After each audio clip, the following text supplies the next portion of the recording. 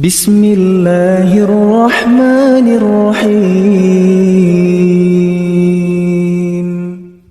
Alhamdulillah, kita bersyukur kepada Allah atas setiap nikmat yang Allah karuniakan, sehingga di pagi hari yang penuh dengan keberkahan ini, di awal tahun Masehi 2026, kita dipertemukan Allah untuk mengawali tahun, mengawali hari dengan kebaikan, yaitu dengan talabul ilmi, menuntut ilmu.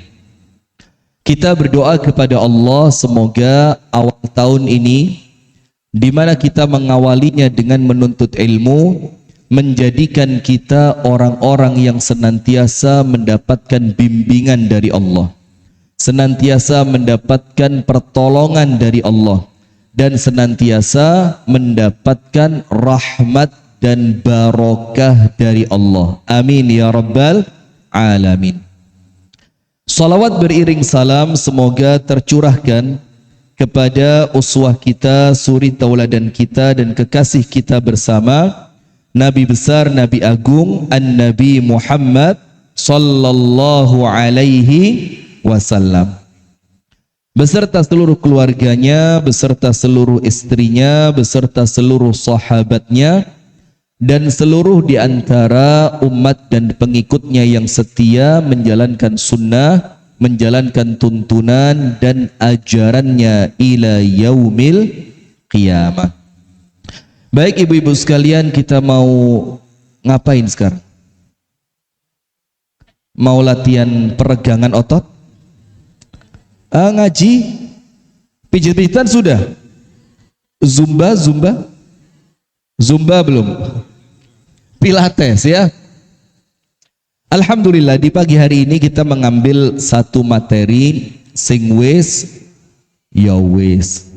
Maksudnya jangan jadi orang yang selalu terkungkung dengan masa lalu. Jangan jadi orang yang pendendam. Jadilah orang yang senantiasa easy going. Gak ngerti Anda, gak ngerti Anda, susah. Saya biasa bahasa Inggris memang. Jadi orang itu yang gampangan dalam artian yang positif. Gampangan di sini Bu, artinya ketika ada orang salah, ya sudahlah, namanya juga manusia.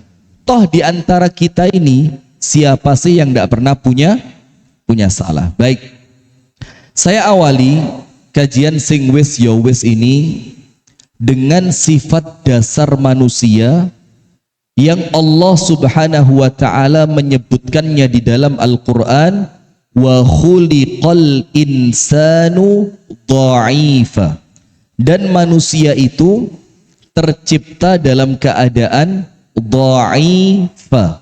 Dha'ifa itu apa? Lemah. Arti lemah di dalam ayat ini itu mengandung banyak makna Bu. Yang pertama, lemah secara fisik. Manusia ini tidak tidur 24 jam bingung. Manusia ini jalan kaki selama 1 hari penuh bingung. Fisik apa? Lemah. Kemudian lemah yang kedua artinya lemah secara apa? Lemah secara kemauan dan keinginan. Manusia itu gampang putus asa. Manusia itu gampang sumpek. Kalau bahasa kerennya sekarang apa? BT. Iya, kena opo-opo titik baper. Mana orangnya yang baperan? Perempuan banget ya. Nah, termasuk makna kalimat wa khuliqal insanu dha'ifa, manusia itu tercipta dalam keadaan lemah. Itu maksudnya apa Bu? Gampang berbuat dosa. Yaitulah manusia. Maka sampai panjenengan lihat, manusia pertama yang Allah ciptakan dengan tangannya sendiri, yaitu Nabiullah Adam alaihi salam. Allah menciptakan Nabi Adam dalam keadaan untuk berdosa. Allah ciptakan Adam itu Bu untuk berdosa. Dalam tanda kutip loh ya. Karena memang dari awal wa ma khalaqtul jinna wal insa illa liya'budun. Nah, tapi kemudian Nabi Adam itu oleh Allah diciptakan bukan untuk langit tapi untuk bumi. Maka Allah Ta'ala berfirman, inni ja'ilun fil ardi khalifah. Aku akan menciptakan seorang khalifah, penghuni di mana? Di dunia, di bumi. Kemudian malaikatnya protes, ataj'alu fiha may yufsidu fiha wa yasfikud dima wa nahnu nusabbihu bihamdika wa nuqaddisu lak. Ya Allah, kenapa mau menciptakan sesosok makhluk yang kesukaannya menumpahkan darah, kesukaannya merusak? Artinya malaikat pun tahu bahwa manusia ini kelak akan datang di bumi dan pekerjaan mereka senengane ngerusak. Senengane ngerusak, ngerumpi. Anda itu lah kok ngerumpi? Saya ini mau ngaji serius, Anda rusak. Saya udah dari mobil tadi saya nyetel udah serius. Gak oleh guyon, itu udah saya setel sudah di sini. Anda ngerusak ya. Memang manusia itu oleh malaikat dikatakan apa? Senengane ngerusak. Ada yang suka ngerusak rumah tangganya orang? Yang mana orangnya? Astagfirullah Bu, hati-hati loh Bu.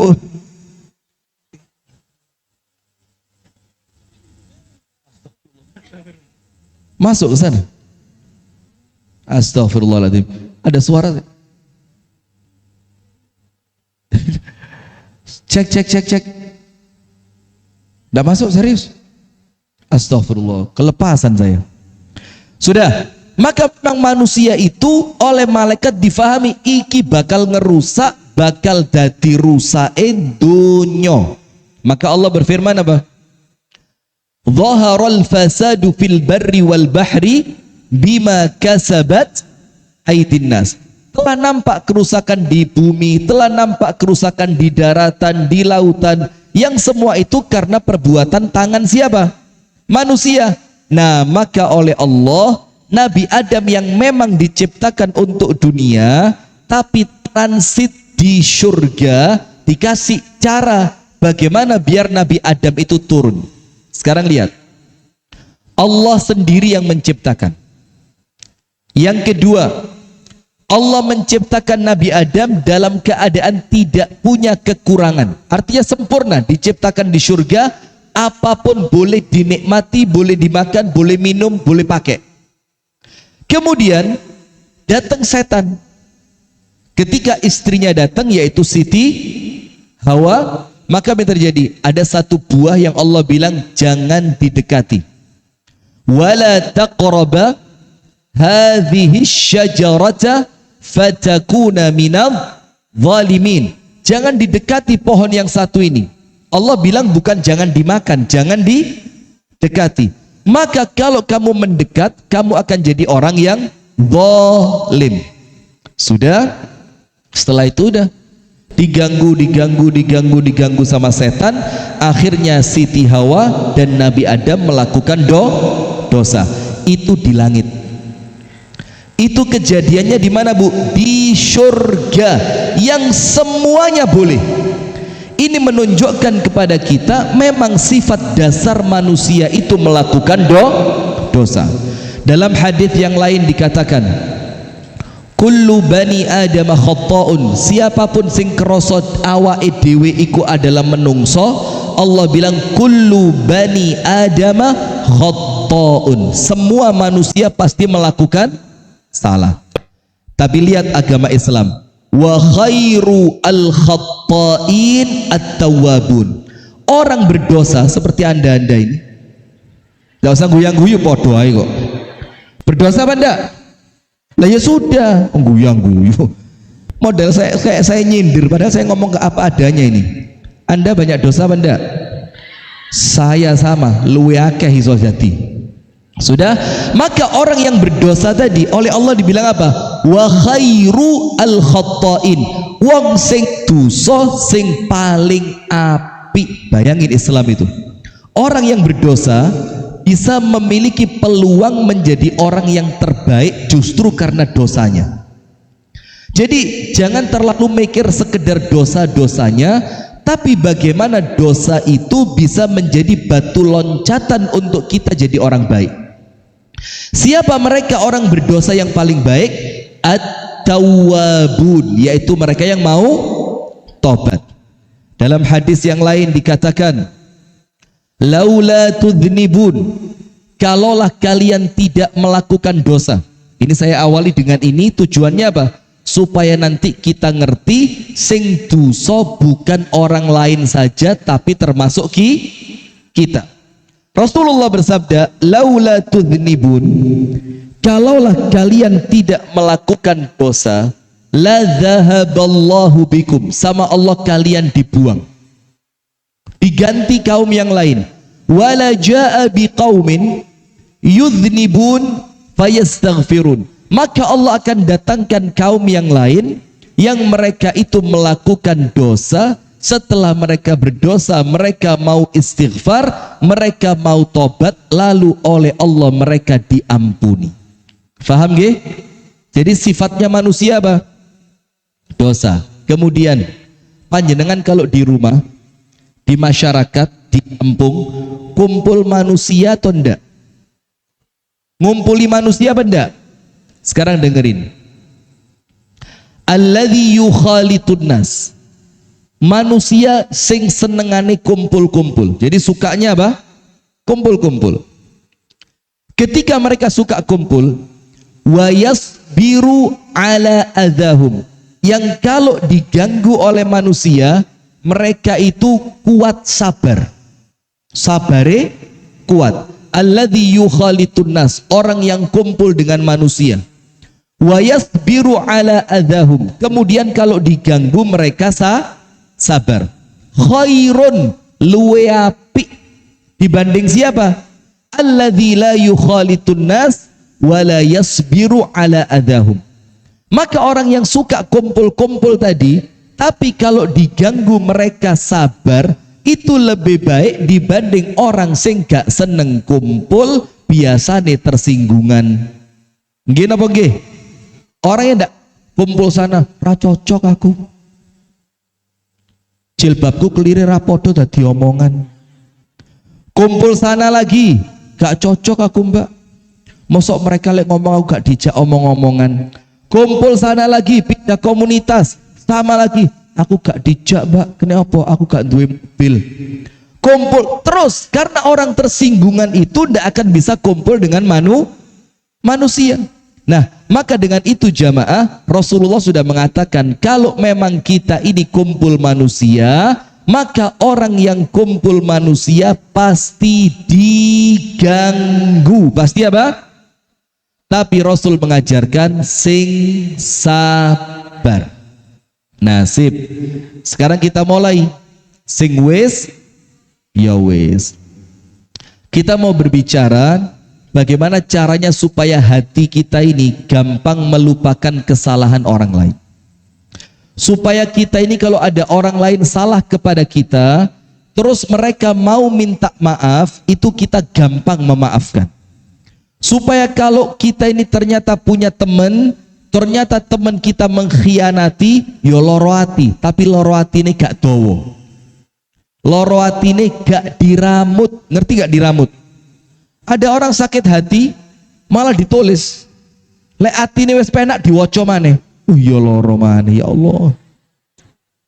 Bahkan nulisnya detail banget. Dia menjemput suami saya di titik 0 Yogyakarta. Ya malah loro hati. Nah, maka kita mau berbicara bagaimana caranya agar luka di dalam hati kita itu cepat sembuh. Cepat sembuh. Nomor 1. Tulis. Ada sakit yang tidak terasa. Ada apa bu? Sakit yang tidak terasa. Jadi wonge loro, orangnya itu sakit, tapi dia tidak terasa, akhirnya penyakitnya tidak terobati. Apa sakit yang tidak terasa itu bu? Sakit hati, ya memang itu, tapi kan ya gak gitu jawabannya. Apa? Sakit yang tidak terasa. Ini yang ongkep saya tahu apa panjenengan juga? Panjenengan juga sama ya? Masya Allah, alhamdulillah. Wes, alhamdulillahi ala kulli hal. Ini ongkep, mic juga nyongsrong, hilang dikit gak keluar. Mana ini speakernya yang mana sih? Cek. Iya, suara. Nggak tahu ini bisa diatur kayaknya saya. Ada soundman-nya. Ini bisa diatur suara lebih jos. Tapi tidak apa. Astagfirullah, gak ket mas. Ya Allah. Mana ini? Ayo sim saya, lanjut saya. Lah antum pas dengar suara saya mendem kayak gitu di jarno ay. Tak doain kualat istrinya 4. Amin gitu katanya. Siap. Nah ini kan lumayan ini ya. Sip, kita lanjutkan. Nggak usah, sudah segini aja, nggak apa-apa wis. Nah sudah, ada penyakit yang orang sakit itu gak keroso. Apa itu? Penyakit menyimpan dendam. Jadi dikira dia nyimpen dendam itu api. Maka dia tidak berusaha bagaimana dendam ini bisa terobati. Terus setiap ketemu orangnya mangkel, setiap ketemu orangnya ingat kejadian masa lalu, setiap ketemu orangnya senantiasa tambah sakit di dalam hatinya. Dia itu sedang sakit, yang sakitnya itu dendam, tapi gak keroso oleh iku penyakit. Nah maka poin pertama dulu bu, menyimpan dendam itu kesalahan. Menyimpan dendam itu penyakit. Menyimpan dendam itu menjadikan panjenengan tidak segera bisa semakin baik dan move on. Tak kasih cerita. Menyimpan dendam itu ternyata apa? Tak baik. Sekarang begini bu. Ada seorang anak dengan orang tuanya. Waktu anak itu kecil, orang tuanya tidak pernah open sama anak tadi. Tidak pernah open. Terus kemudian seiring berjalannya waktu, semakin dewasa, semakin besar, itu anak mendapati bapaknya yang tidak open tadi sakit stroke. Na'udzubillah min dzalik. Mudah-mudahan semuanya sehat walafiat. Amin. Tidak mati-mati sampai 1000 tahun. Tidak mati sampai 1000 tahun. Masya Allah, kan duwe konco sudah ya. Sudah. Maka si anak tadi karena menyimpan dendam, bapak saya ini Ustadz sering meninggalkan saya. Ibu saya itu dinikahi, kemudian dia nikah lagi, ibu saya ditinggal. Ketika istri yang baru tidak ngopeni dia, balik sama ibu saya. Nanti dia pergi lagi, nikah lagi, sampai saya ini di masa kecil terlunta-lunta dan terlantar. Sudah cerita dia sama saya, cerita panjang lebar, sampai kemudian dia cerita bapaknya sekarang kena stroke dan dia tidak mau ngerumat. Ibunya keadaan sudah meninggal, tinggal dia sama bapaknya. Terus saya bilang sama dia, apa baiknya buat kamu kalau kamu tidak ngerawat bapakmu? Dia bilang, yuk hati saya puas. Hati saya puas. Karena apa? Karena saya dalam tanda kutip iso ngapok nih bapakku. Coba bayangin. Ini kan orang yang sakit tapi dia ndak sadar.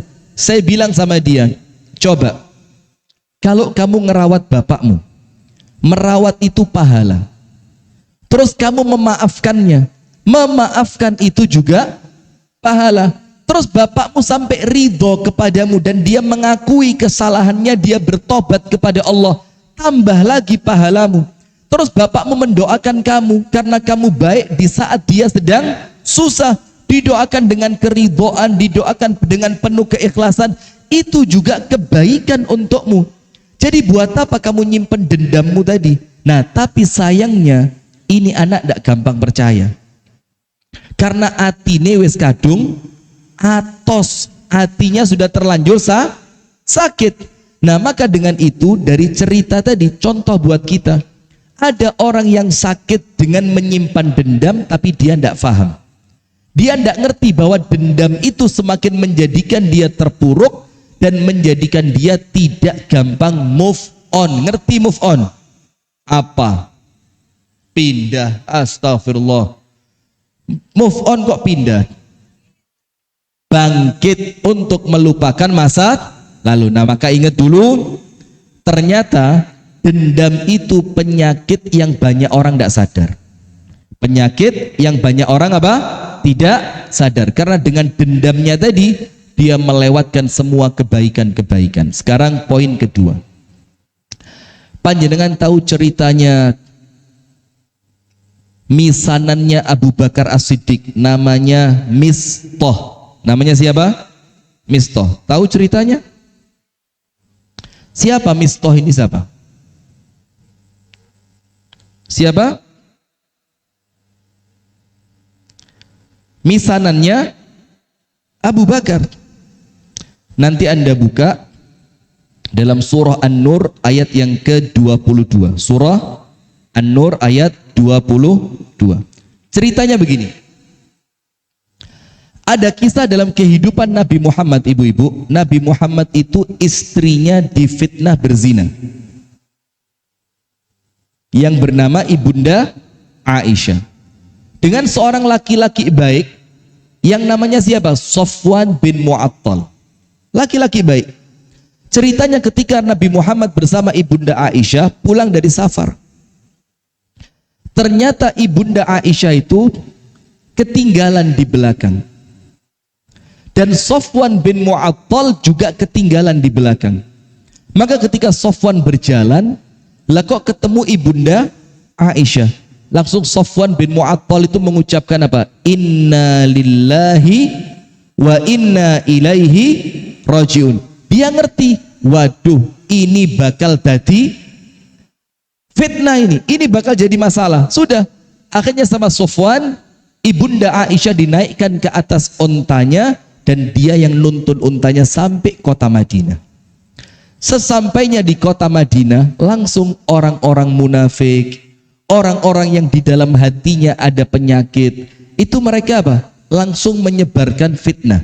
Ibunda Aisyah dibilang berzina dengan Safwan bin Mu'attal. Na'udzubillah min dzalik. Dan Ibunda Aisyah perempuan suci. Dan setelah kejadian itu, Bu, lama sekali Nabi Muhammad itu tidak mendapatkan penjelasan dari Allah. Sampai berbulan-bulan tidak dapat penjelasan. Nah, sampai dalam waktu 40 hari baru kemudian Allah menurunkan ayat Al-Quran bahwasannya Ibunda Aisyah tidak bersalah. Ibunda Aisyah tidak melakukan apa yang dituduhkan. Sudah, setelah semuanya selesai, ketahuan siapa dalang dari fitnah ini. Ternyata dalangnya adalah seorang laki-laki bernama Mistah. Mistah ini sepupunya Abu Bakar. Dia miskin, tidak punya apa-apa. Setiap keperluannya Mistah itu yang memenuhi Abu Bakar. Butuh makan dikasih, butuh uang dikasih, butuh pakaian dikasih, butuh apapun disubsidi oleh Abu Bakar. Dan ternyata apa yang terjadi? Kalau bahasa kita, Bu, air susu.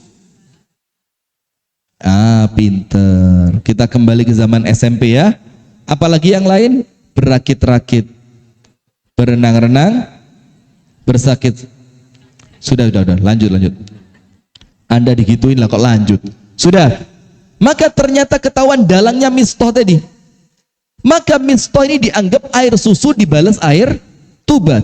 Marah ndak hatinya Abu Bakar ketika anaknya dituduh berzina. Sementara yang menuduh laki-laki yang tiap hari dikasih uang, dikasih makan, dikasih pakaian, dikasih bantuan. Dendam Abu Bakar, marah Abu Bakar. Apa yang terjadi? Abu Bakar dendam saat itu iya. Tapi Abu Bakar tidak melanjutkan dendamnya sampai berlarut-larut. Kenapa? Allah turunkan ayat Al-Quran surah An-Nur ayat 22. Surat apa? An-Nur ayat berapa? 22.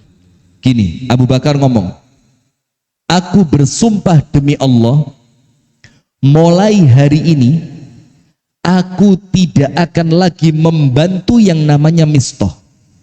Ben luwe cek luwe, gak duwe mangan yo ben, gak duwe duwe yo ben, karena Mistah telah keterlaluan menyakiti dan memfitnah putrinya Abu Bakar yang itu adalah istrinya Nabi. Maka Abu Bakar sakit hati. Pantas enggak, Bu? Pantas apa enggak? Kalau ngomong manusiawi, ya pantas banget. Wong tiap hari dibantu lah kok anaknya malah difitnah. Sudah Abu Bakar bersumpah, demi Allah, mulai hari ini Mistah tidak akan saya bantu.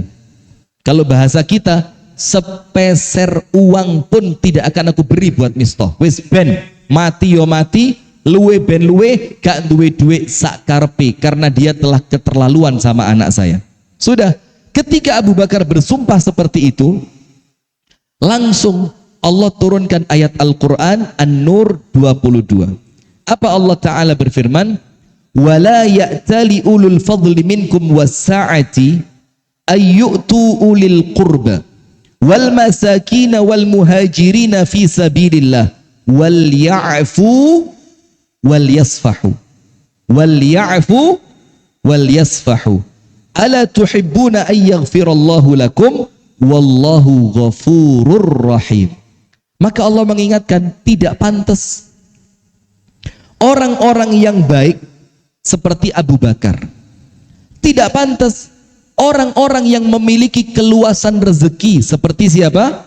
Abu Bakar, untuk kemudian mereka itu bersumpah untuk tidak memberi bantuan kepada kerabat dekat mereka, untuk tidak memberi bantuan kepada fakir miskin, untuk tidak memberi bantuan kepada muhajirin, dan untuk tidak memberi bantuan kepada orang-orang fi sabilillah. Kenapa?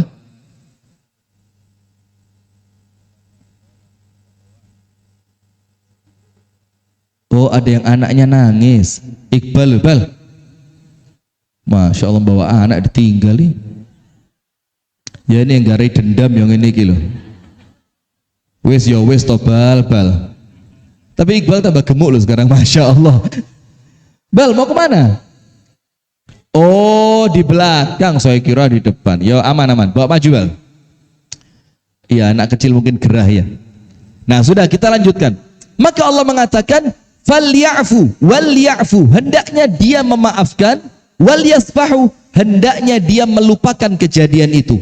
Ala tuhibbuna ayyaghfirallahu lakum, bukankah kalian ingin diampuni oleh Allah? Langsung ketika ayat ini turun, Bu, Abu Bakar ngerti, oh ini ayat untuk saya, karena Allah tahu setelah saya tahu bahwasannya Mistah yang memfitnah putri saya, maka saya bersumpah tidak akan lagi membantu Mistah.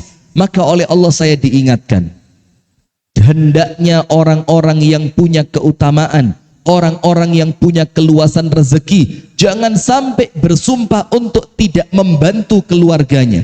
Hendaknya mereka memaafkan dan hendaknya mereka melupakan. Maka kata Abu Bakar, ya Allah, aku mau engkau maafkan ya Allah. Langsung apa yang terjadi, Bu? Abu Bakar pulang ke rumahnya, dia ngambil uang, dia ngambil makanan, dia ambil barang-barang yang dibutuhkan oleh Mistah, dia datang ke rumahnya Mistah. Lihat, langsung diketuk pintu rumahnya Mistah itu.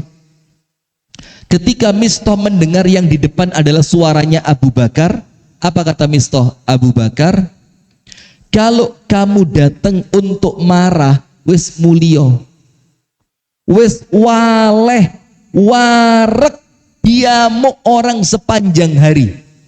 Kalau kamu datang mau ngamuk lagi, wis mulio ya Abu Bakar, aku wis gak kuat, hatiku wis kesel, wis loro, diamuk uang sak Madinah. Apa kata Abu Bakar? Kebalik Mistah, saya datang ke rumah kamu mau minta maaf. Bayangin, yang salah siapa? Yang salah siapa? Tapi Abu Bakar yang datang untuk apa? Minta maaf. Apa kata Abu Bakar? Aku mau minta maaf karena aku tadi bersumpah dengan nama Allah tidak akan lagi membantu kamu. Ternyata oleh Allah perbuatanku itu diluruskan, dan aku disuruh memaafkan dan disuruh melakukan melupakan perbuatanmu. Maka Mistah, maafkan saya, ini uangnya, ini makanannya, mulai hari ini semua kebutuhanmu aku yang nanggung. Subhanallah. Bisa begitu? Hah? Bisa begitu? Masya Allah. Ya mesti Ustaz itu Abu Bakar. Lah kita Abu Gosok. Kayak apa ini? Lah, maka bismillah, adanya kisah itu di dalam Al-Quran bukan hanya untuk omon-omon. Omon-omon, siapa yang ngomong omon-omon ini? Bukan hanya untuk omon-omon. Ini ketoro ini barisan sakit hati. Barisan sakit hati ya. Masya Allah, sudah lupain. Sing wis, ya wis. Nah, sudah, maka Abu Bakar minta maaf sama Mistah. Abu Bakar, maafkan, Mistah, maafkan aku bersumpah tidak membantu kamu. Ternyata itu salah. Akhirnya apa? Mulai hari itu semua kebutuhan Mistah kembali oleh Abu Bakar, dijamin dan disubsidi. Padahal lihat Bu, kesalahannya Mistah besar atau kecil? Besar. Tapi Abu Bakar memiliki hati yang jauh lebih besar. Abu Bakar memiliki angan-angan tentang masa depan yang lebih besar. Abu Bakar mengharapkan ampunan dari Allah yang lebih besar. Maka oleh Allah disebutkan, ala tuhibbuna ayyaghfirallahu lakum, bukankah kamu ingin Allah mengampuni kamu? Kata Abu Bakar, kalau aku bisa memaafkan Mistah, maka Allah akan mengampuni dosaku. Nah sekarang bagaimana caranya Bu? Nomor satu tadi paham, ada sakit yang Anda tidak sadari. Apa sakit itu? Menyimpan dendam. Anda akan dimakan oleh api dendam, kehilangan banyak kebaikan. Itu nomor satu. Nomor dua, bagaimana kehebatan kisahnya Abu Bakar dengan seorang laki-laki bernama Mistah, yang akhirnya oleh Allah diturunkan surah An-Nur ayat berapa? 22. Berarti semakin Anda memaafkan, oleh Allah Anda akan diampuni semua dosa Anda. Amin ya rabbal alamin. Sekarang Ustadz, terus bagaimana caranya sing wis ya wis, cek gak kelingan maneh? Bu dengerin, kalau lupa total mustahil. Nggih apa nggih? Ada apa? Nggak usah teriak-teriak, biasa aja. Kalau lupa total plus lali gak eling blas, kita ini bukan orang yang pernah jatuh tempurung otak pecah. Kemudian ketika sadar, aku sopo. Tahu laki-laki ini Bu, laki-laki ini kalau dibentak perempuan, goblok dada, ngeblank langsung.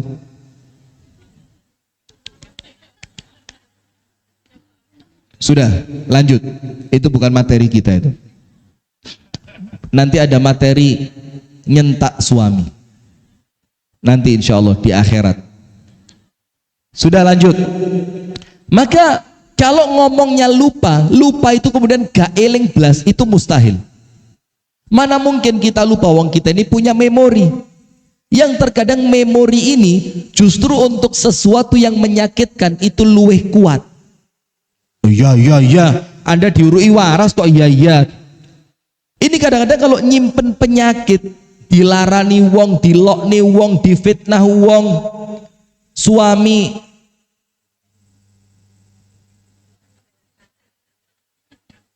disaut wong. Anda tahu lagu Pelasteri? Pelasteri dibuntel godong. Astagfirullah, bahaya ini, lagu bahaya ini. Sudah, maka bagaimana caranya? Kalau lupa, tidak mungkin. Tapi kemudian kita dituntut bukan untuk melupakan, tapi kita dituntut untuk memperbaiki keadaan. Tulis, caranya ada 5. Ada berapa? Insya Allah pulang, panjenengan sehat kabeh atine. Anda pulang, atine sehat kabeh. Allahumma Amin insyaallah. Cara nomor 1. Lihat Bu, hati kita di tangan siapa? Allah sok tahu. Ustadznya saya apa Anda? Hati kita di tangan siapa? Di tangan siapa?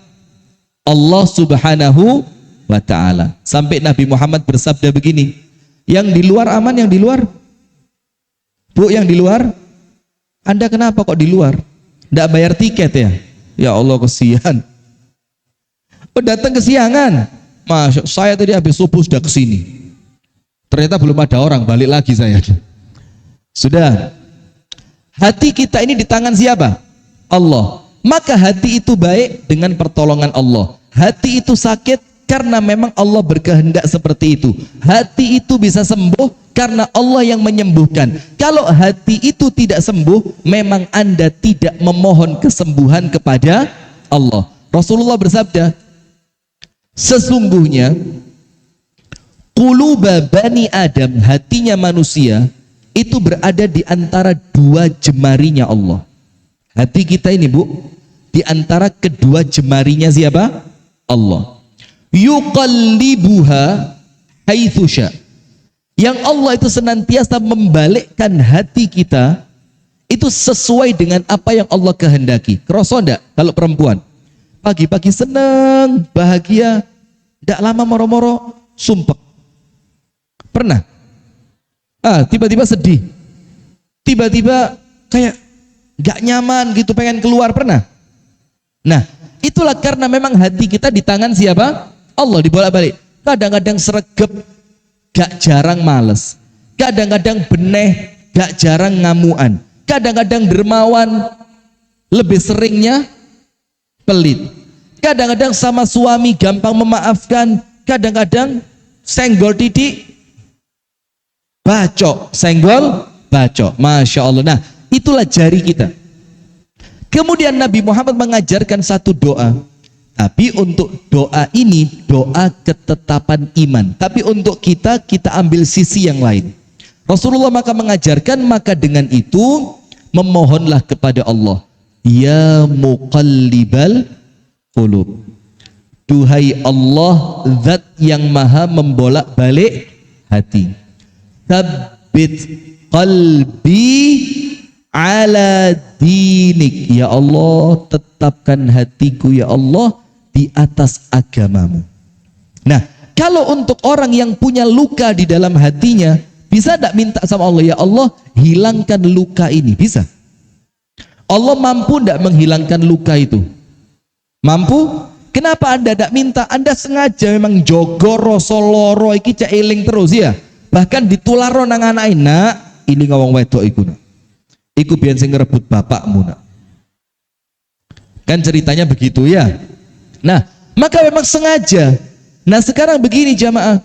Kalau memang kita tahu hati kita di tangan Allah Ta'ala, dikuasai oleh Allah Ta'ala, sakit hati Allah yang menjadikan kita merasakan hatinya lapang karena karunia dari Allah. Maka semua itu mintalah kepada Allah agar hati Anda disembuhkan. Dongo ya Allah, sembuhkan ya Allah. Aku lagi kata wong wedok situ iki Allah kudu tak prekes raine ya Allah. Ya Allah. Loro hati saking lorone ya.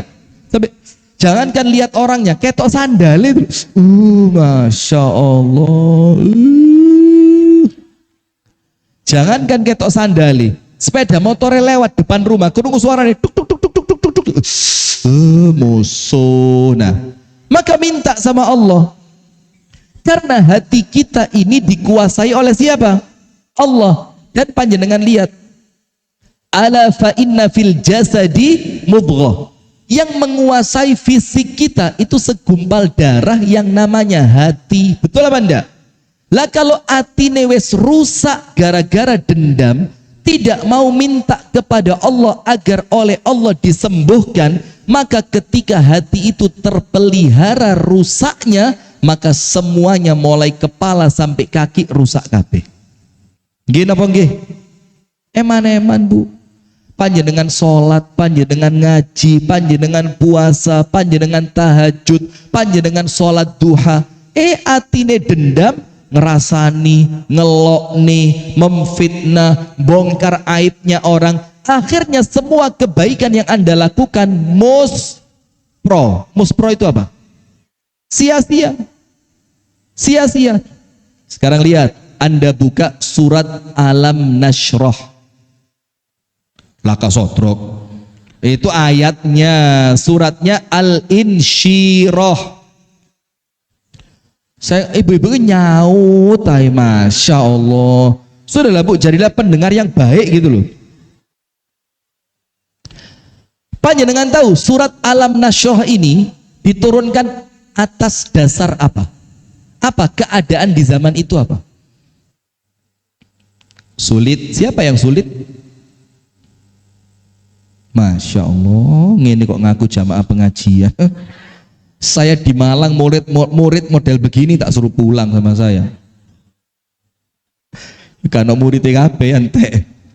Ini terjadi ketika Nabi Muhammad itu dalam keadaan terpuruk, dalam tanda kutip. Apa itu terpuruknya? Dakwahnya ditolak, keluarga terdekatnya menolak, bahkan anak-anaknya diceraikan oleh suami mereka, Utbah dan Utaibah. Suaminya siapa ini? Allah, masya Allah, Ruqayyah dan Ummu Kulthum. Itu nikah dengan Utbah dan Utaibah, dicerai. Sampai pada akhirnya menikah dengan siapa? Utsman bin Affan. Maka Utsman bin Affan dibilang Dzun Nurain, yang memiliki dua cahaya. Dzu an-Nurain, laki-laki yang punya dua cahaya. Kenapa Sayyiduna Utsman dapat gelar Dzun Nurain? Karena Sayyiduna Utsman mendapatkan dua putrinya Nabi Muhammad, Ruqayyah dan Ummu Kulthum. Sampai ketika anaknya Nabi yang kedua yang dinikahi Utsman itu wafat, apa kata Nabi Muhammad?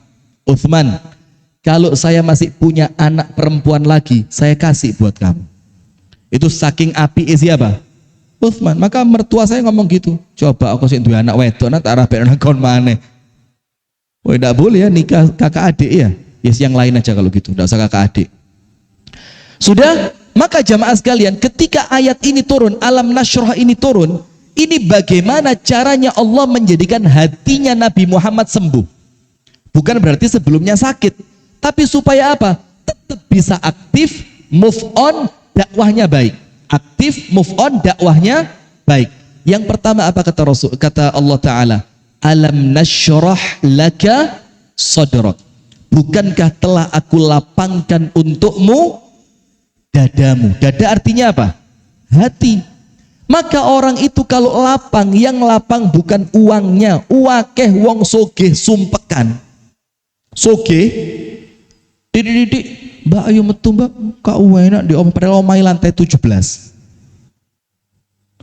Mbak ayo mela aku metu Mbak, iki kok anu di oma gak nyaman, padahal rumahnya mewah. Ada apa ndak yang begitu? Ini barisan sakit hati kayaknya. Anda kalau ndak kaya ndak usah begitu banget, biasa aja lah ya. Nah sudah, banyak orang kaya yang kemudian tidak merasakan ketenangan di dalam hatinya. Sampai nun sewu nggih, banyak orang kaya yang pada akhirnya minum obat penenang. Ada apa ndak? Nggak usah banyak, ada gitu aja loh. Kalau banyak, oh kayak iri banget sama orang kaya Anda ini. Iya, ada. Kenapa? Padahal wes soge. Karena hakikat ketenangan itu bukan pada harta, tapi di dalam hati. Alam nashrah laka sadrak. Dan ingat, yang melapangkan di dalam ayat ini, hatinya Nabi Muhammad dilapangkan. Yang melapangkan siapa? Allah. Nah maka sekarang ingat, Allah yang menjadikan hati Nabi Muhammad dengan cacian, makian, siksaan, keadaan keluarga yang tidak mendukung, itu keadaan yang serba sulit dan sempit, Allah bisa menyembuhkan. Allah itu pula yang akan menyembuhkan luka kita kalau kita mau berdoa. Nah maka ingat, poin pertama bagaimana caranya? Sing wis ya wis, dongo, minta kepada Allah. Tapi sayangnya untuk perkara ini kita tidak serius. Padahal ini doanya Nabi yang paling sering dibaca oleh Nabi Muhammad di dalam rumahnya. Ditanya sama Ummu Salamah, ditanya sama Ibunda Aisyah, doa Nabi apa yang paling sering dibaca kalau Nabi di rumahnya? Jawabannya apa? Ya muqallibal qulub, tsabbit qalbi ala dinik. Nah, kalau kita, ya Allah, jadikan hatiku melupakan kesalahan orang lain. Ya Allah, kuatkan hatiku untuk memaafkan. Ya Allah, jadikan aku senantiasa taat kepadamu, mengikuti perintahmu untuk memaafkan dan melupakan kesalahan orang lain. Maka nomor satu, urusan hati. Yakin hati berada pada kuasa Allah. Allah bisa menjadikannya sesuai apa yang Allah inginkan. Maka dengan itu berdoalah, jaluk, minta, tahajud, buka puasa, doa, ya Allah, hilangkanlah wajah perempuan itu dari mataku, ya Allah. Terus ditambahi, termasuk mata suamiku, ya Allah. Nah, sudah. Poin kedua, perhatikan, Bu. Orang yang memaafkan disebutkan di dalam hadis tidak hina tapi mulia. Tidak apa? Tidak hina, justru mulia. Rasulullah sallallahu alaihi wasallam mengingatkan, wa ma zadallahu 'abdan bi'afwin illa 'izza. Tidaklah seorang hamba itu memberi maaf kecuali Allah akan menambahkan kemuliaannya. Sekarang lihat, tidak ada orang memaafkan jadi hina, tidak ada. Dan ingat, inna 'idhamal jaza ma'a idhamil bala, hadis Nabi sahih. Besarnya pahala tergantung beratnya tantangan. Semakin besar kesalahannya orang itu yang mana? Ada yang datang sama musuhnya ke sini? Tidak ada, sama bestinya semua ya. Jane musuhe jaan kok. Cek podo ngerti nih.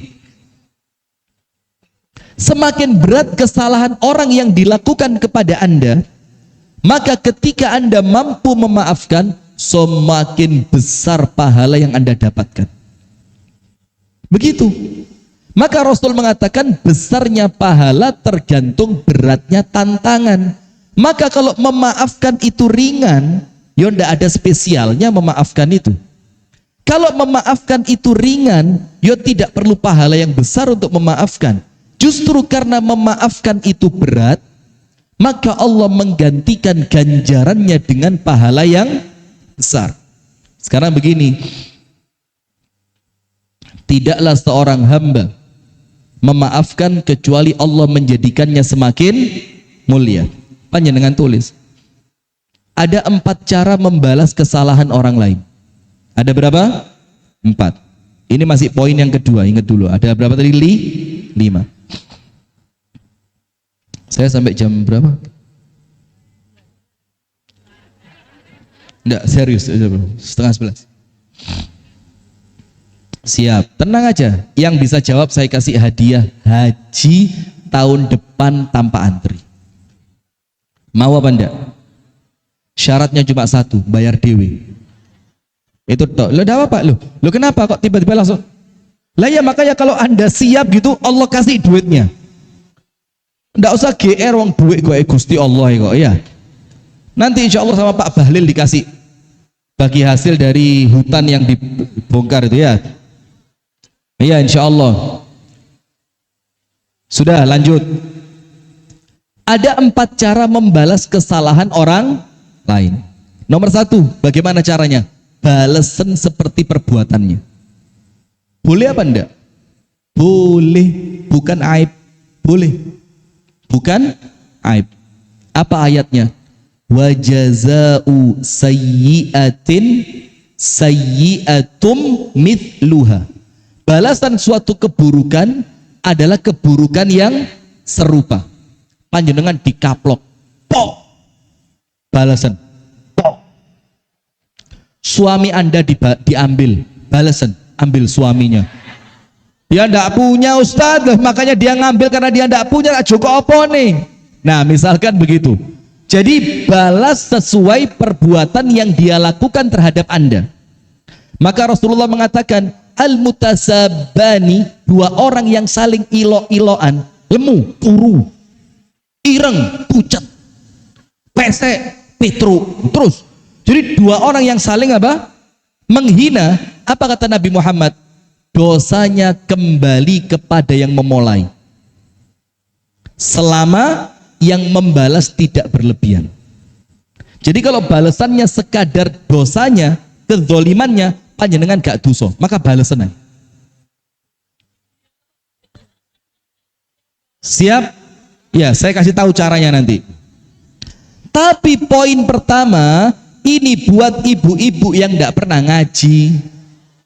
Nah, yang sing penting rapopo, sing penting raduso, sing penting aku dalam dalilnya boleh balas. Ini untuk ibu yang belum untuk yang sudah ngaji. Pilihan Anda 2, 3, atau 4. Milih berapa?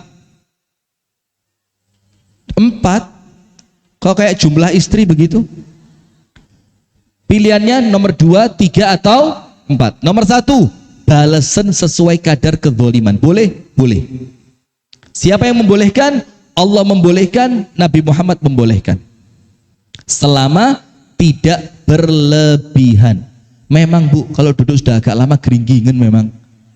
Iya Bu, kesemutan. Kenapa? Oh, air tumpah. Alhamdulillah. Itu air Bu, nanti malam jadi uang. Amin. Perempuan kok uang terus ya, Masya Allah. Sudah. Nomor 2, cara balas keburukan orang lain. Jangan balas di dunia, tuntut di akhirat. Di dunia biarkan, biarkan. Wis sak legomu ndek dunya rapopo, pek-peken bojoku rapopo. Ndak, contohnya jangan itulah ya. Wes, sampai ngelokni aku, memfitnah aku, bongkar aibku, sakarepmu, gak tak bales di dunya, tak tuntut di apa dalilnya? Panjenengan semuanya tahu hadis orang yang bangkrut. Tahu kan orang bangkrut? Orang bangkrut itu sholate akeh, posone akeh, ngajine akeh, tahajute akeh, sedekah akeh. Tapi ketika sampai di hari kiamat, yang nuntut juga akeh. Gusti Allah lapor, siap ketua, kondisi lagi gacor ketua. Masya Allah, Masya Allah. Ini lagu kenapa jadi bagus banget sekarang ya? Astagfirullahaladzim. Tor monitor. Itu loh ya. Iya, enggak tahu lagu itu kok kayak ter itu. Lapor ketua, kondisi lagi Astagfirullah, ya Allah. Jauhkan hamba dari godaan ibu-ibu ini ya Allah. Astagfirullahaladzim, astagfirullah.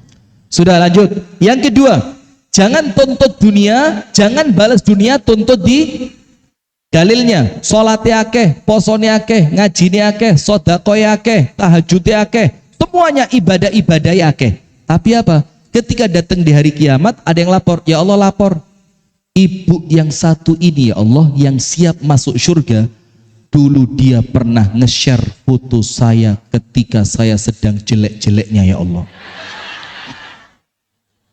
Waktu itu saya belum pakai make up ya Allah, bolong kabeh ketok ya Allah, saya tidak terima ya Allah. Oke, kata Allah, ya wis, pahala haji nih PN. Masya Allah.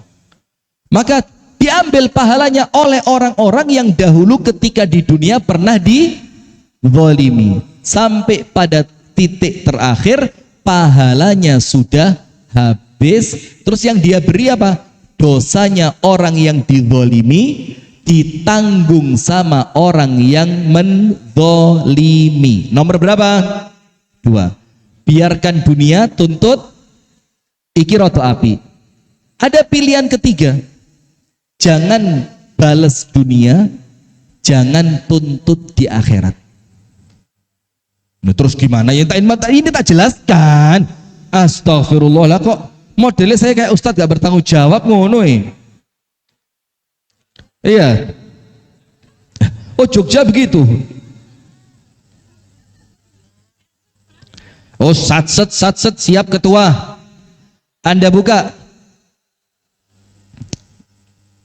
dalam surah Asy-Syura ayat yang ke-40. Asy-Syura ayat 40. Ndak nuntut di akhirat, itu pun juga ndak bales di dunia. Jadi di dunia sakarepmu mbak, aku gak akan bales. Di akhirat ya Allah kulo ikhlas mboten mendet pahalane, mboten nopo-nopo.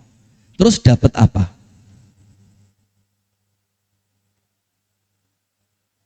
Ayo dapat apa? Pahalanya banyak? Lah ndak nuntut kok dia. Ridho, ikhlas, koyo iso ae. Sudah baca ayatnya.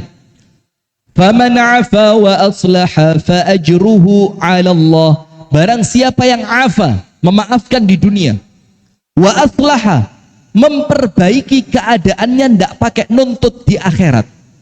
Apa yang Allah janjikan dalam Asy-Syura 40? Fa ajruhu 'ala Allah. Allah yang nanggung pahalanya.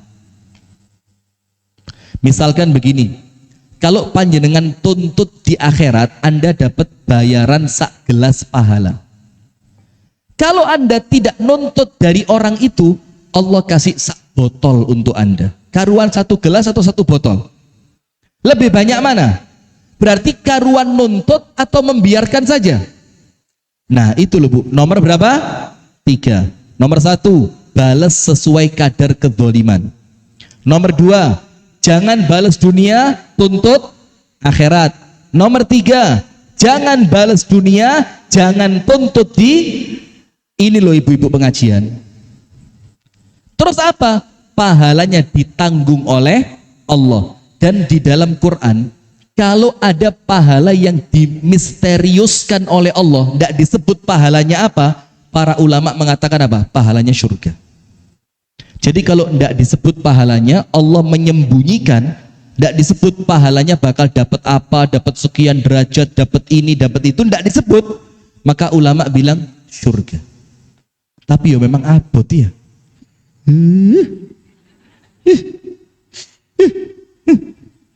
Rasanya kudu merekes. Tapi ganjarannya surga. Nomor 4. Tidak membalas keburukannya di dunia, tidak menuntutnya di akhirat, dan tidak pula sekedar mengharap pahala dari Allah, tapi membalas keburukannya dengan kebaikan. Bisa apa enggak? Bisa apa enggak? Bisa apa enggak?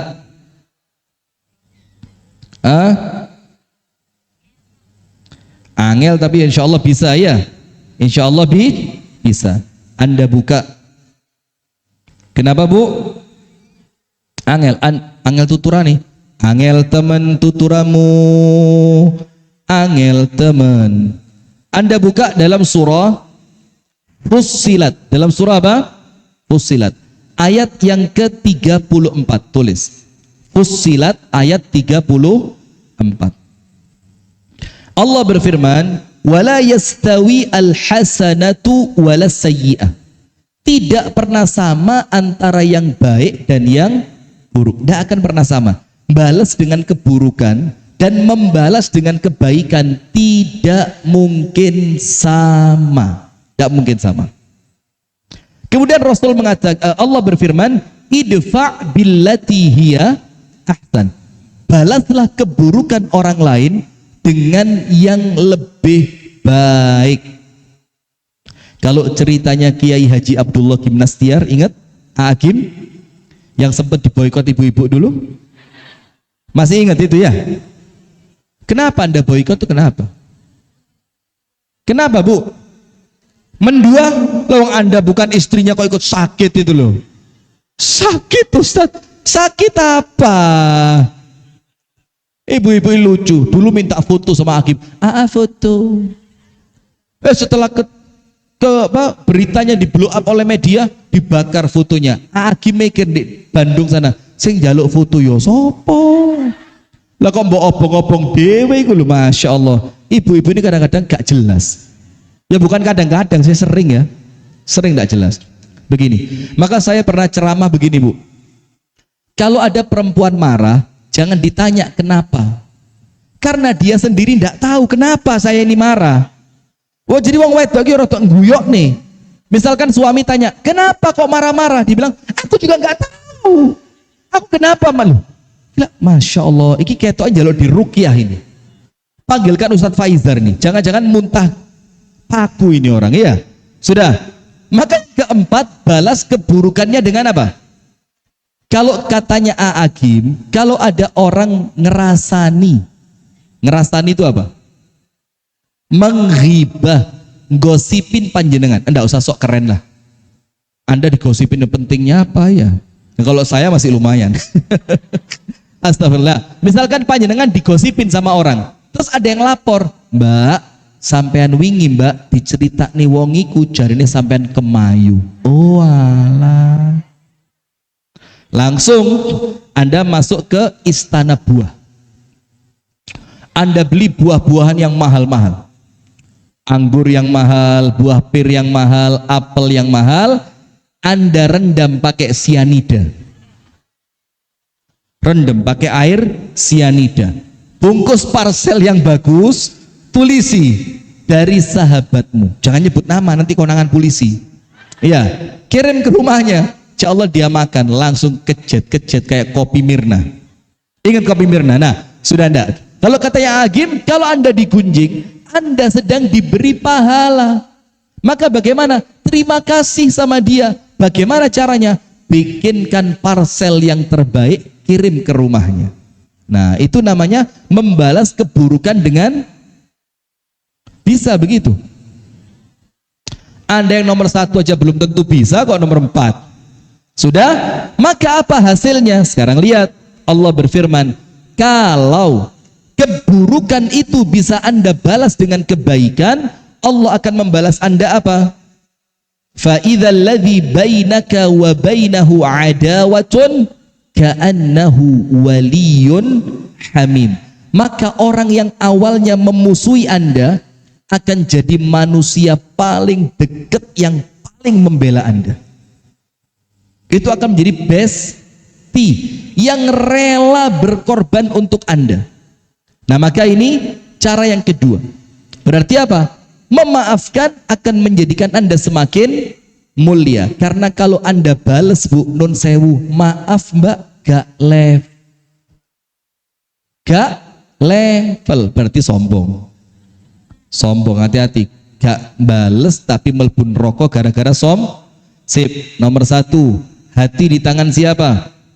Maka minta kesembuhan kepada Allah. Nomor 2, memaafkan menjadikan Anda semakin mulia. Dengan 4 pilihan tadi, pilih yang nomor 3 atau nomor 4. Itu kelasnya ibu-ibu pengajian. Nah, sekarang kita masuk cara ketiga.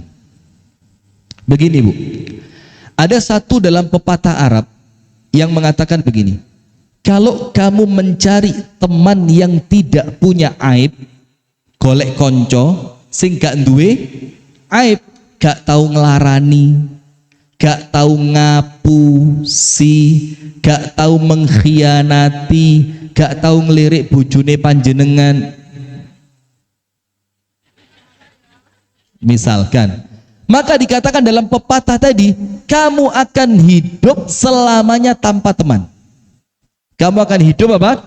Selamanya tanpa teman. Nah, maka poin ketiga, sing wis ya wis, bagaimana? Mengerti keadaan manusia yang memang mereka tempatnya salah dan dosa. Seperti yang pertama tadi, semua manusia pasti melakukan salah.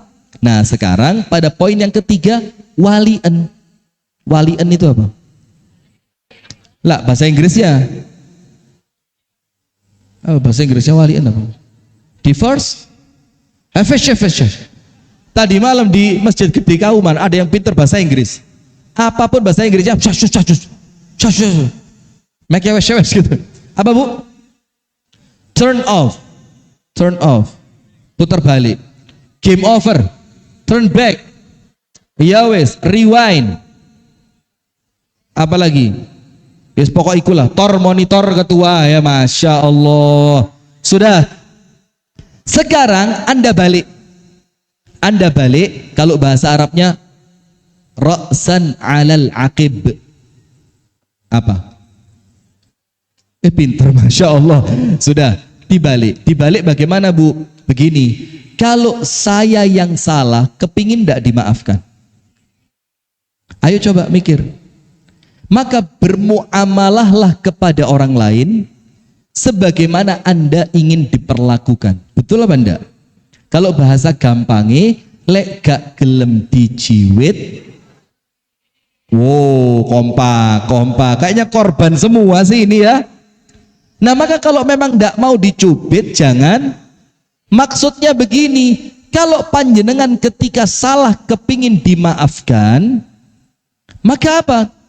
Yo maafkan kesalahan orang lain sebagaimana dia ingin dimaafkan. Anda pun ngerti yang salah tidak selalu dia terus, saya pun bisa. Contoh, pernah dengar Ibunda Aisyah meneriaki Nabi Muhammad karena kesalahannya? Masya Allah. Tidak tahu saya Jogja ini ngajinya apa nih. Jadi pernah sekali Ibunda Aisyah itu jerit di hadapan Nabi Muhammad. Wah, jerit. Ini hadisnya sahih. Pas Abu Bakar lewat di depan rumahnya Nabi bersama Ibunda Aisyah. Yang Aisyah itu adalah putrinya Abu Bakar. Maka Abu Bakar gak terima. Anak saya kurang ajar. Masa Nabi diteriakin? Maka fasami'a Aisyata rafi'atan sautiha 'indan Nabi. Abu Bakar itu mendengar Ibunda Aisyah mengangkat suaranya kepada Nabi. Langsung Abu Bakar masuk. Blum. Apa yang terjadi? Fatana walaha. Lu kok mati? Baterainya habis. Masya Allah, bal, masya Allah. Panggah ikat bimbel. Maafkan. Jangan dendam. Sudah? Maka ketika itu fatana walaha. Apa Bu tanawalaha? Abu Bakar langsung ngangkat tangan, nun sewu nggih, mau memukul Ibunda Aisyah. Di depannya siapa? Nabi Muhammad. Pas di depannya Nabi, oleh Nabi tangannya Abu Bakar dipegang.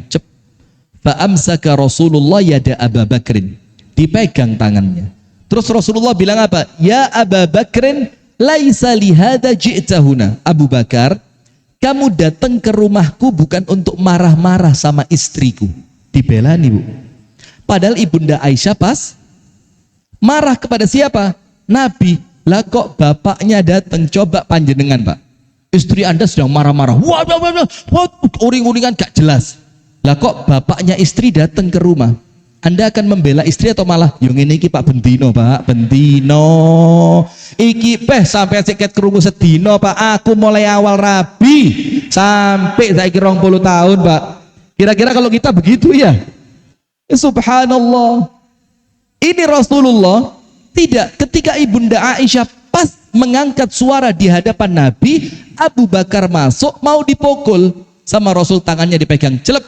Abu Bakar, kamu datang bukan untuk marah sama istri saya. Kalau kamu datang hanya untuk itu, silahkan keluar. Pergi Abu Bakar. Tung. Langsung Rasulullah bilang apa sama Ibunda Aisyah? Ya Aisyah, hadhihi bitilki. Aisyah, kamu tak belani di depan bapakmu, ijole salahku yang tadi. Berarti kita sekarang 0-0. Itu menunjukkan apa? Walian. Tidak terus orang lain yang salah Bu. Kadang-kadang siapa yang salah? Kita. Mungkin panjenengan disalahi orang, tapi panjenengan ingat panjenengan mungkin pernah salah juga kepada orang lain. Maka dengan itu adil. Apa Bu? Adil. Nomor 1, hati di tangan Allah, minta sama Allah. Nomor 2, semakin memaafkan semakin mulia. Nomor 3, yang adil. Ketika orang lain bersalah Anda marah, maka Anda harus ngerti di waktu yang lain boleh jadi Anda yang salah. Ketika Anda yang salah, Anda berharap dimaafkan. Nomor 4, bagaimana caranya biar sing wis yo wis, gak usah diungkit-ungkit lah lagi. Ingat Bu, orang Islam itu diajari mikir masa depan, bukan menangisi masa lalu. Yang menangisi masa lalu itu setan. Na'udzubillah min dzalik. Apa buktinya kalau setan yang nangisi masa lalu? Setan itu sekarang ganggu kula lan panjenengan sedoyo. Itu karena apa? Dendam masa lalu kepada Nabi Adam. Nggih napa nggih? Sampai karena dendam itu, setan rela pindah dari surga, bakal masuk ke neraka selama-lamanya. Hanya gara-gara nyimpen apa? Dendam. Nah sekarang lihat, setan itu ketika oleh Allah disuruh sujud kepada Nabi Adam, sujud. Setan bilang, wah salah konsep. Yang benar, junior sujud kepada senior. Ini lapor ketua mana ini? Ini kok dibalik? Dari mana ceritanya senior disuruh sujud kepada junior? Akhirnya setan ngomong apa? Ana khairun minhu. Aku luwih apik timbang sampean. Nah maka orang yang tidak mau memaafkan itu aslinya sombong. Kroso awake luwih apik timbang wong sing salah. Jadi mana sombong? Mana sombong? Mana orang sombong? Lagi di Malang. Untuk saya pas di Jogja ini. Selamat, coba ndak saya kena ini. Nah sudah, maka ibu-ibu sekalian, Islam itu ngajarin kita untuk melihat masa depan, bukan menangisi masa. Apa ayatnya? Allah berfirman, ya ayyuhalladzina amanu taqullaha wal tanzur nafsum ma qaddamat lighad. Wahai orang-orang yang beriman, bertakwalah kalian kepada Allah. Dan di antara makna takwa itu memaafkan. Memaafkan itu takwa atau bukan? Takwa. Dan hendaknya setiap jiwa dari kalian memperhatikan apa yang telah dia lakukan untuk masa yang akan datang. Masa yang akan datang itu dua Bu. Masa yang akan datang dunia, bulan depan, tahun depan, 5 tahun ke depan, 10 tahun ke depan, disuruh mikir sama Allah. Wes ngelakoni opo gai masa depanmu. Dan masa depan yang kedua, akhirat. Maka kalau kita mikirnya masa depan Bu, insya Allah gampang memaafkan. Tapi masa depannya bukan dunia, masa depan apa? Akhirat. Sekarang begini, ada kunci. Nabi Muhammad itu kalau lagi sumpek, ya walaupun Nabi Muhammad tentu tidak sumpek seperti panjenengan ya.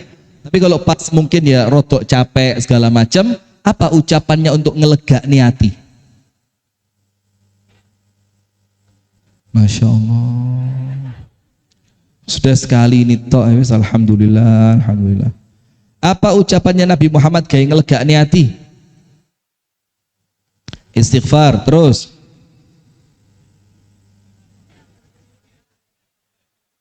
Sing wis yo wis. Ini Nabi Muhammad atau Nabi Jogja? Astagfirullahaladzim. Begini Bu, Nabi Muhammad ketika hatinya mulai terasa lelah, ucapannya apa? Allahumma la aisha illa aishul akhirah.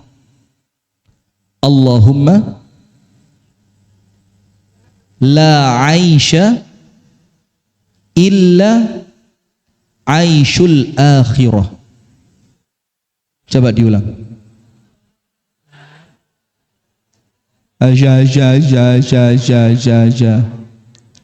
Allahumma ya Allah. Sudah. Waktunya habis ini. Allahumma ya Allah. La aisha. Saya mau nerjemahin, jangan diikutin. Bah ya Allah gemes banget saya di sini.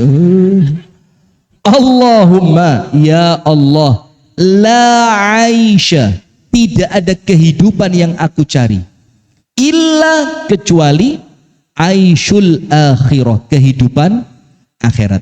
Maka cara nomor 4, kalau panjenengan ingin memaafkan orang lain sing wis, ya wis, mikiro akhirat. Mikir apa? Akhirat. Jadi pas dilarani wong, lemu gaya to. Ngelipstik sampai batuk bareng ini. Misalkan ya, ada nggak perempuan yang kemayu itu, ada benda? Ada apa banyak? Kabeh, masya Allah, ya pantas ya, sampai subhanallah. Anda tahu enggak? Tidak usah timbang dosa, astagfirullah. Saya mau cerita tapi tidak jadi, karena saya khawatir live-nya banyak nih. Coba live-nya coba dari 1 ini saya masih bisa kondisikan, so di tit gitu, tapi wakeh. Rapopo bagaimana? Panjenengan rapopo, saya popo. Kenapa? Nggak usah pakai mic dulu. Saya kemarin ketipu begitu, kadung nggak nggain. Masya Allah, sudah. Kakek keperucute Ustadz Saiki, sudah. Begini Bu, selanjut aja.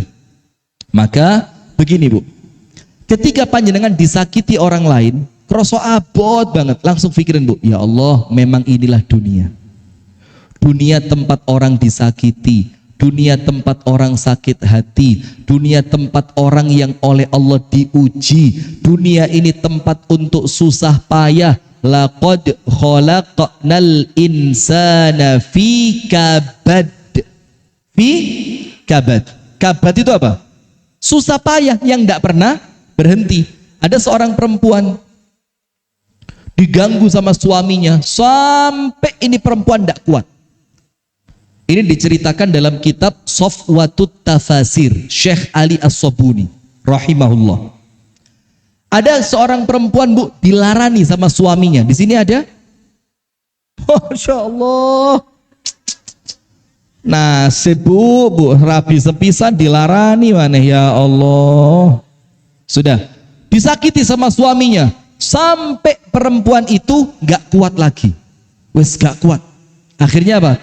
Ketika suaminya pergi bekerja, dia kemas pakaiannya, dia kabur, minggat, Sri minggat, ndang balio, masya Allah, ki wong tuwek kabeh ini ya. Anda kok lagu-lagu zaman dulu malah ngerti semua Anda, sudah minggat dia. Ketika minggat, dia berjalan kaki dengan harapan akan pindah ke rumah orang tuanya. Dia mikir, aku iki sak sorono-sorone uripku sik duwe wong tua sing bakal nyayangi aku. Dan hati-hati loh ya orang tua ya. Banyak kejadian cerai itu cepet dan gampang gara-gara orang tuanya membelani. Ojo wedi nduk, lek awakmu pegatan bapakmu sik kuat nduk. Hati-hati, jangan begitu, itu ngerusak. Ada yang begitu kan? Bapakmu rali londok, awakmu dikuyok-kuyok koyo ngono, mulia nduk. Tak rapi bapak, loh, masya Allah, ya malah ngawur ini ya. Tak rapi nih mbek koncone bapak, misalkan, naudzubillah, sudah. Maka subhanallah, itu perempuan kabur, jalan dia, mendekati rumah orang tuanya pas azan maghrib. Pas azan maghrib, apa yang terjadi? Berhenti dia sholat, itu loh orang zaman dulu. Sak minggat-minggate seiling, saiki gak minggate lali sholat. Sudah. Masuk ke masjid sholat. Pas di masjid tadi dia mendengarkan imamnya baca apa? Laqad khalaqnal insana fi ahs.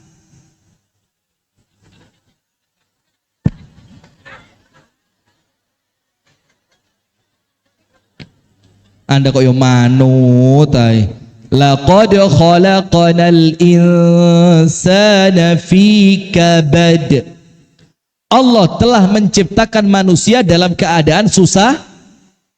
Mikir ini perempuan, oh memang hakikatnya dunia, hakikatnya manusia tercipta dalam keadaan susah payah. Maka dia mikir, saya di rumah suami susah payah. Kalaupun saya akan pindah ke rumah orang tua, rumus itu tidak akan berubah. Tetap saya akan mendapatkan kesusahan, dalam bentuk mungkin yang berbeda. Apa yang terjadi, Bu? Gak sido minggat. Dia balik ke rumah suaminya, dia minta maaf ke suaminya, dan pada akhirnya itu menjadi kebaikan mereka berdua. Nah lihat, maka ngerti yo hakikat dunia. Maka kalau pas dilarani wong, ilingo, Allahumma la aisha illa aishul akhirah. Ya Allah, tidak ada kehidupan yang hamba cari kecuali kehidupan akhirat. Cek lego atine. Itulah dunia. Terakhir yang kelima. Bagaimana caranya sing wis?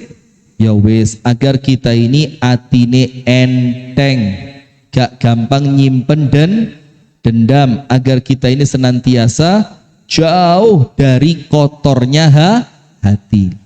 Yang kelima, Bu, ini paket. Apa? Paket. Nomor 1, cari teman yang baik yang bisa mengingatkan Anda.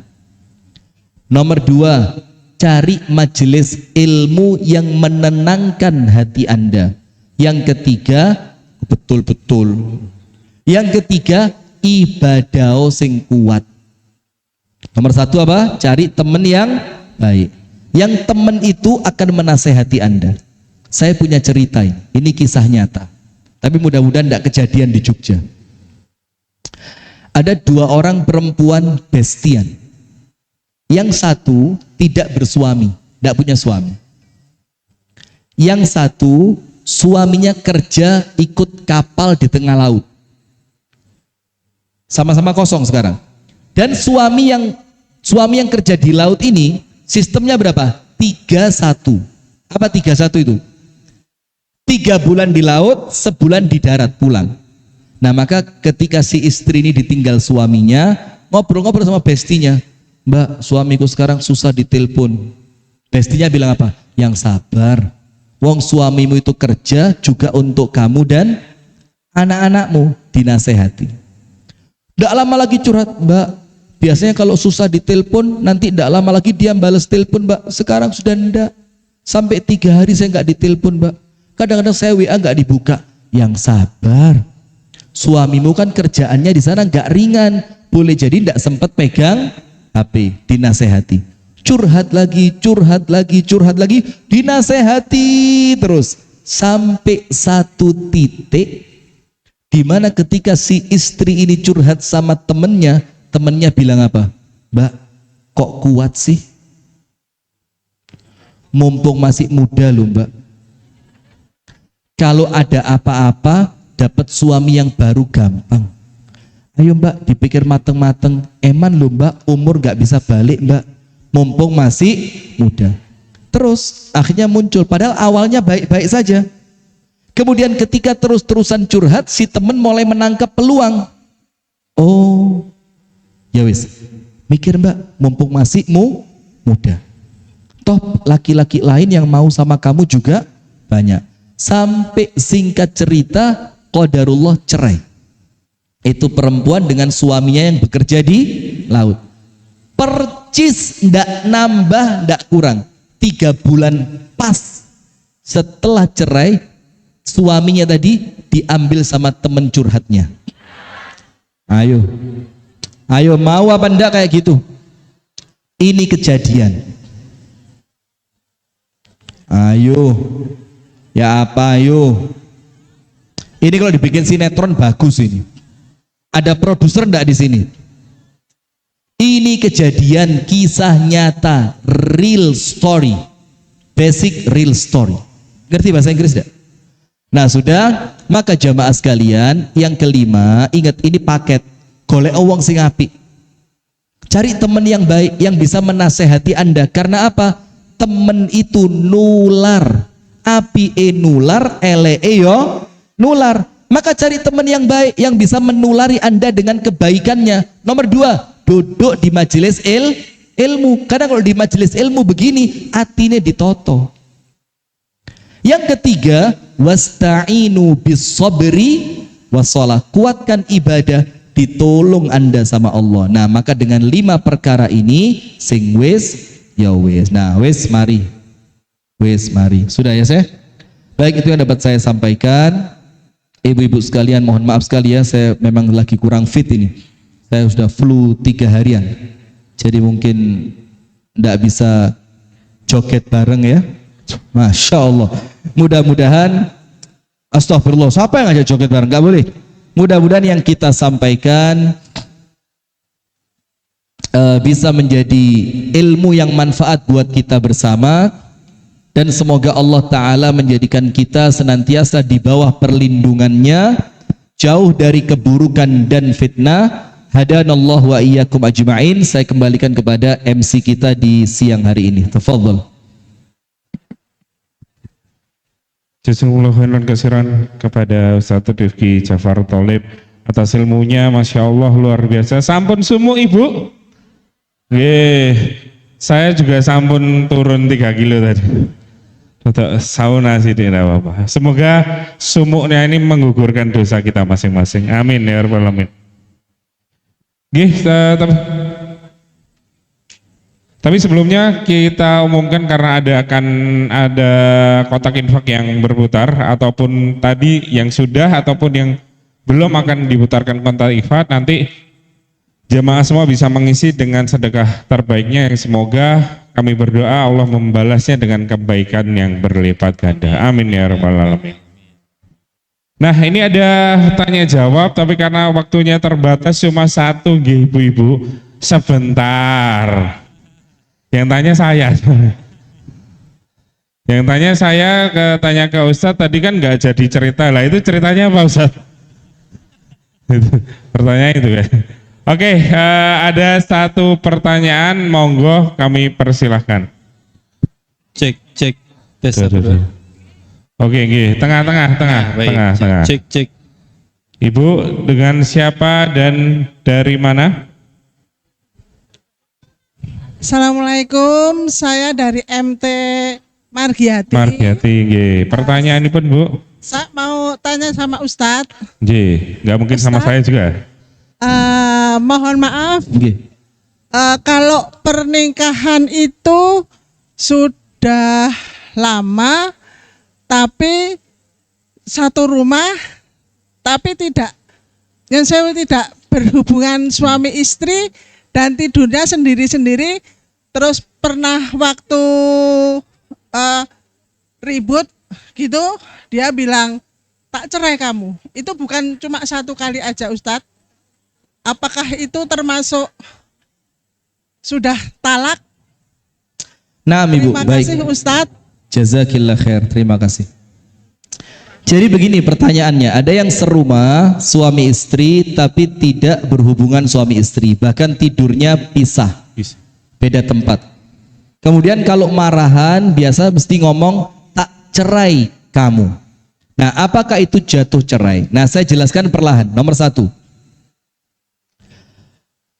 hubungan suami istri bukan suatu kewajiban dalam rumah tangga. Karena rumah tangga itu isinya tidak melulu hubungan ranjang. Ketika suami dan istri dengan tidak berhubungan badan, mereka tidak merasa ada yang kurang. Misalkan memang secara usia ada kendala, secara kesehatan ada kendala, dan mereka berdua saling ridho, maka tidak apa-apa. Apalagi ada keadaan-keadaan yang memang mendesak, misalkan keadaan kamar yang tidak cukup sehingga harus berpisah tempat, satu dampingi anaknya, satu dampingi anak yang lain, kan begitu. Maka selama suami istri, kalau kemudian ketika marah mengucapkan tak cerai kamu. Nah, kalimat tak cerai kamu ini kalimat cerai yang sorih. Sorih itu jelas.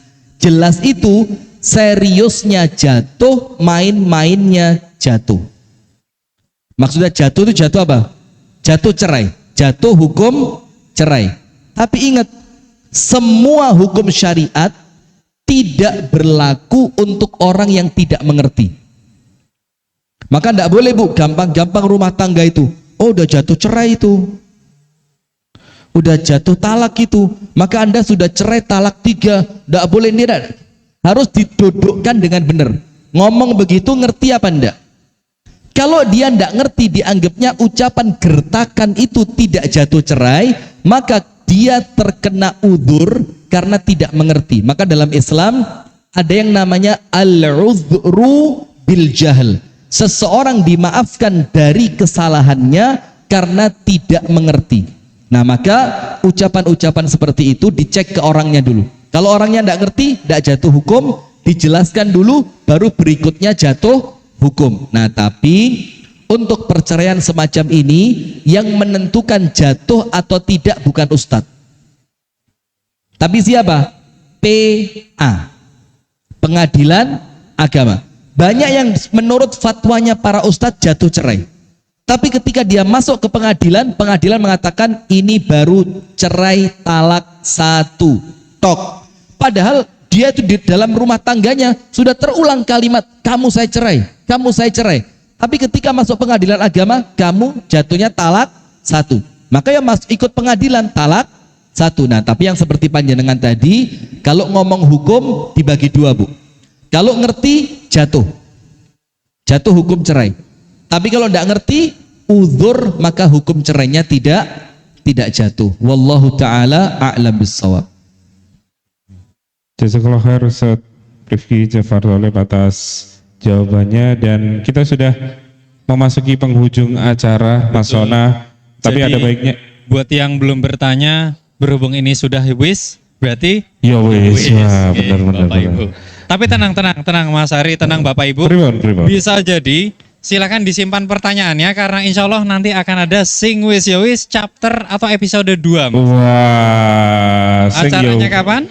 Insya Allah di bulan April, tanggalnya berapa? Masih kita simpan dulu.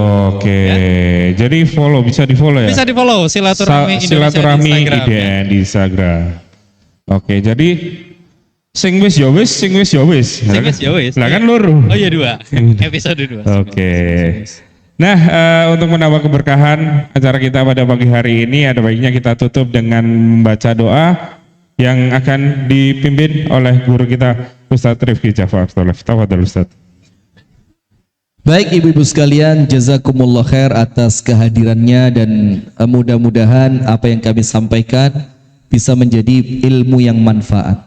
Amin. Dan yang paling penting, Bu, ilmu itu sekarang tidak hanya dimengerti, tapi dicicil, mulai diamalkan. Jadi mulai dilatih, doanya dilatih, ibadahnya dilatih, ikhlas, ridho, sabarnya mulai dilatih. Biar apa? Ilmunya menjadi ilmu yang manfaat. Baik, kita tutup dengan berdoa bersama. Semoga Allah Ta'ala menjadikan kehadiran kita, Allah catatkan pahala. Allah jadikan perpisahan kita dari majelis ini perpisahan yang menghapuskan dosa, dan semoga panjenengan semua selamat sampai tujuan dan rumahnya masing-masing. A'udzu billahi minasyaitonir rajim. Bismillahirrahmanirrahim. Alhamdulillahi rabbil alamin. Allahumma salli ala nabiyyina Muhammadin wa ala alihi wa sahbihi ajma'in. Allahumma ighfir lil muslimina wal muslimat wal mu'minina wal mu'minat al ahya'i minhum wal amwat, innaka sami'un qaribun mujibud da'awat ya Allah ya qadhiyal hajat. Rabbana ighfir lana dhunubana wa liwalidina warhamhum kama rabbawna shighara. Allahumma ya Rabbana hab lana min azwajina wa dhurriyyatina qurrata a'yun waj'alna lil muttaqina imama. Rabbi ij'alni muqimas salati wa min dhurriyyati Rabbana wa taqabbal du'a. Allahumma ya muqallibal qulub thabbit qulubana ala dinika wa ta'atik. Allahumma ya Rabbana zalamna anfusana wa illam taghfir lana wa tarhamna lanakunanna minal khasirin. La ilaha illa anta subhanaka inni kuntu minadh dhalimin. Rabbana atina fid dunya hasanah wa fil akhirati hasanah wa qina adzaban nar. Wa shallallahumma wa sallim wa barik ala nabiyyina Muhammad walhamdulillahi rabbil alamin. Amin ya rabbal alamin.